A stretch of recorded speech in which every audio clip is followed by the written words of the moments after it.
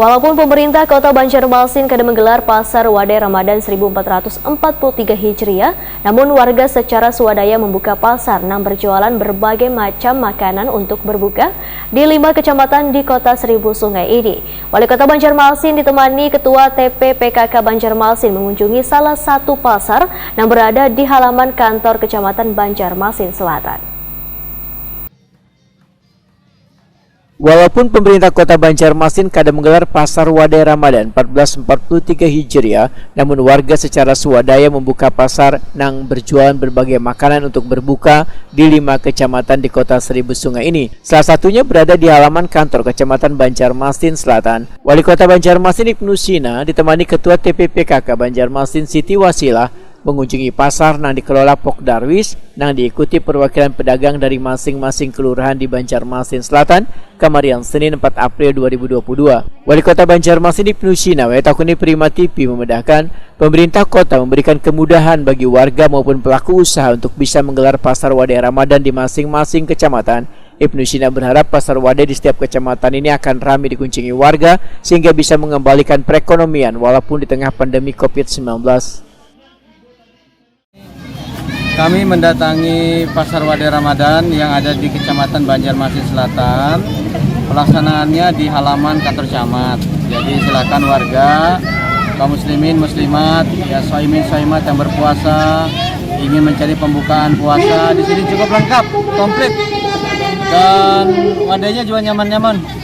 Ya masakannya juga tadi nyaman-nyaman, ada pais, ada bakaran dan lain sebagainya. Jadi terima kasih banyak Pak Camat Selatan yang sudah mengkoordinir kegiatan ini. Karena memang tahun ini kita sebar Pasar Wadai Ramadan ini di 5 kecamatan. Jadi insya Allah besok juga rencana saya mau meninjau ke kecamatan lain. Setelah kemarin pembukaan resmi di Banjarmasin Tengah, itu yang memang paling besar di situ, yaitu di halaman Taman Kamboja. Jadi intinya adalah supaya kecil-kecil, ya, kemudian juga paman-paman bisa berjualan, UMKM bisa berjualan, termasuk juga kaum muslimin tidak susah untuk mencari pembukaan. Sementara itu Gina, seorang penjual makanan, mengaku sangat bersyukur lantaran Pasar Wadai Ramadan bisa kembali diselenggarakan di tahun 2022 ini setelah selama 2 tahun ditiadakan akibat wabah COVID-19. Menurut Gina, setelah pandemi dirinya berjualan melalui online hingga wahini ini masih tetap dilakukan untuk memudahkan warga mendapatkan menu berbuka puasa.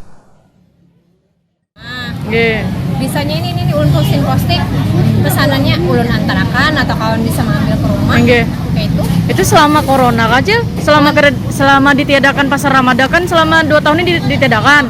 Nah, pian berjualnya sistem online lah.